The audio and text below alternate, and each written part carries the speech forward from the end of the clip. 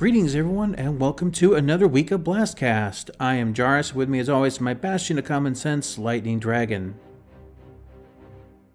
This week, there was a couple of fun articles I just saw tonight actually on the forums. I thought I'd share them with you.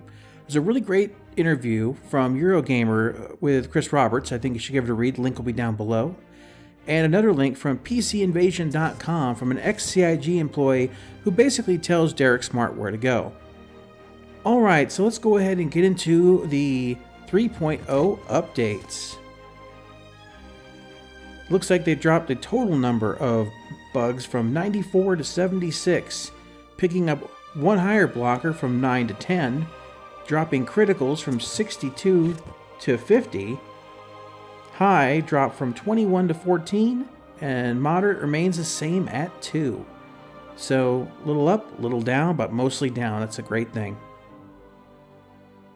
Alright, this week's Around the Verse was about the stamina system, and one of the great things I love about the stamina system is that it's actually audio driven. This is kind of a new way of approaching things. Most of the times they try to match audio with the animations there, but what they're doing is as your stamina changes, it cues the audio and the audio cues the animation, which makes everything sync up really well. And some people have been talking on the forum saying, oh, everyone's kind of basically runs out of energy too quick. They run 5 feet and they're winded. And this is an initial pass. Obviously, they'll make adjustments and tweaks people's stamina and as time goes by. It's a given. But the initial concept, I think, is very sound. And frankly, I really prefer something like this to just like an arcade kind of bar where you have to pay attention to visual and audio cues for stamina. I think that's great. They've also tried to basically mask the sound with, when you're breathing in a high G-force environment, there's a certain type of breathing that you need to do as opposed to standard breathing. It's kind of a hiccupy kind of breathing you do to resist the G-forces, and they're going to be even incorporating that. I'm really impressed with this system, and I think it's going to be one of those things that, like flying in a sim, a lot of times you're taking your plane right to the edge, and it's done through audio and visual cues of how the plane is flying. A G-force system that gives you the same kind of cues really kind of lets you take it to the edge without having an arcade feel. So I'm very happy with that. How this kind of started was the actor status system was a system to determine if you could breathe or suffocate in an environment, and they started to treat the player's helmet as a room. And the purifiers connect to the player's tanks. Now, right now, all tanks and all suits have basically the same lifespan, and that will change, of course, over the course of time as they come up with different suits. Maybe you'll have explorer suits that have less armor but more oxygen, or whatever the case may be. And as you breathe, whether it's in a room or in your helmet, as you breathe in oxygen, you release carbon dioxide, and that actually changes the state of the breathable atmosphere. And if you don't have something like an air recycler, you don't have an air scrubber or something like that in your suit or in the area you are, you can die from asphyxiation. All right, and so that's pretty straightforward. It wasn't that long of a segment, but you know, I'm glad they went along this route instead of kind of like what we saw with the scanning mechanic, which of course was the golf swing. I know that wasn't really mechanic, but we got to keep picking on them for that. And a lot of people were complaining about the survival element, saying it's getting too in-depth because, you know, we'll have to start using the bathroom and things like that. Well, don't worry, guys. We got you a great pooping minigame here. This will go ahead and just keep it simple enough for everyone to use.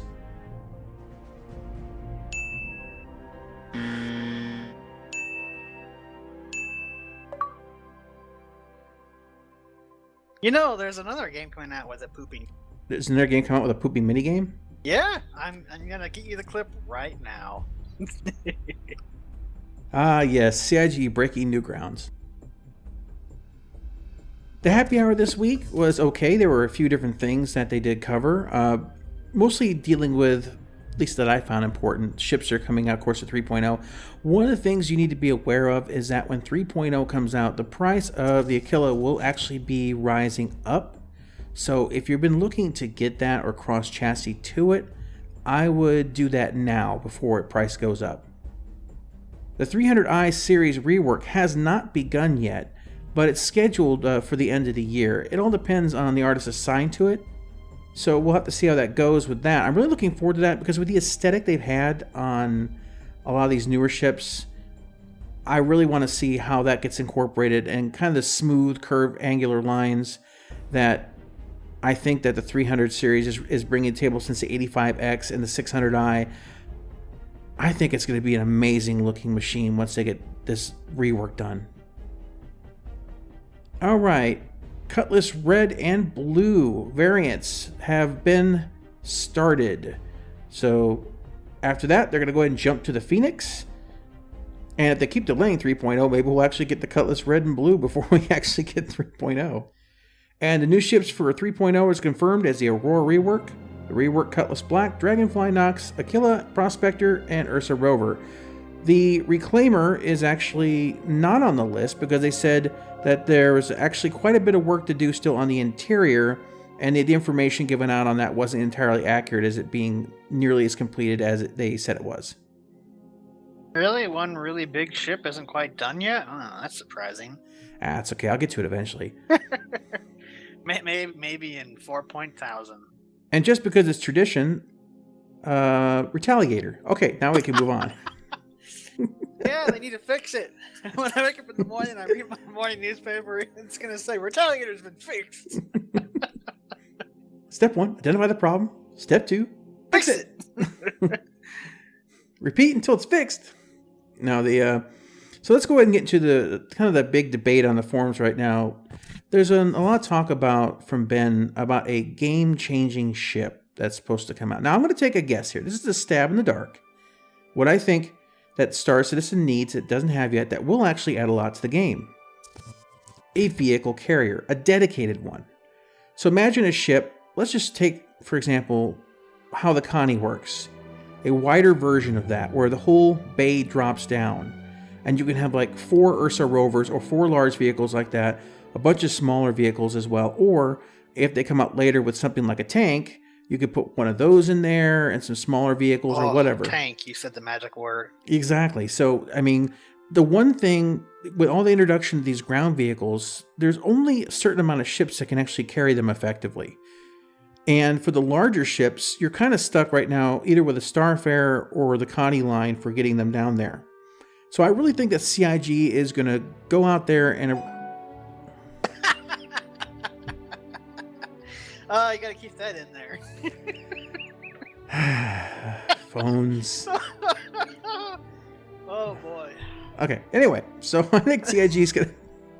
This is live, folks. No, I think CIG is going to go out there and show us exactly that. Now, I might be wrong. Someone had suggested as well also something like a jump point generator, but I think that breaks the lore. I don't think they're going to do anything like that. To me, it really makes the most sense to make a dedicated vehicle dropship because we got, multiple ways to have troop transports now. That would technically change the game if you could port from anywhere. Exactly. So I don't see that as being a thing.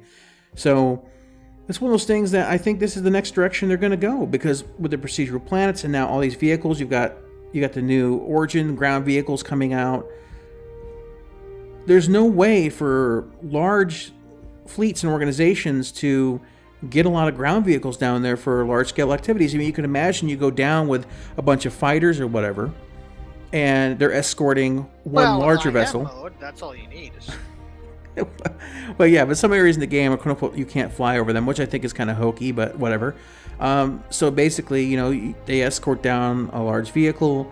It deploys all the ground vehicles the entire fleet needs, to go out and do the missions or do exploring on the planet or whatever, and you're good to go. So I really think that this is the direction they're going to go next. So what I'd like to know down below, what do you think the new game-changing ship is going to be? It's actually not a ship at all. It's the railgun on the Idris, except for they've taken it off the Idris. They've strapped a chair onto it, and then they've bolted a bunch of thrusters onto the sides. And it's controlled exclusively by mouse control. You might be right. That would be a game changer. Now all you have to do is just buy the railgun ship. Exactly. It's only half the cost of the Idris. No, it's the same price as an Aurora because everyone has to be able to have it because it wouldn't be fair otherwise. That's true. Starter ship, instant railgun. Alright guys, well I know this was a really short episode, but there really isn't much news yet right now. And I am still working on trying to think about how I'm going to approach this demonstration on pacing. It's kind of important that I do this right, and I've been sitting there stewing on it, and I got a couple ideas. I just haven't settled on exactly which one, because I need to make it very clear to make the point I'm trying to make. So I'll give it another thought for a week. Maybe it'll be in next week's show. No promises, though. No promises. All right, guys. Well, we will see you either on the BlastCast or on another Citizen's Corner, depending upon your questions or comments. I would love to see what your thoughts are on all this, and we will catch you next time. Bye-bye, everybody.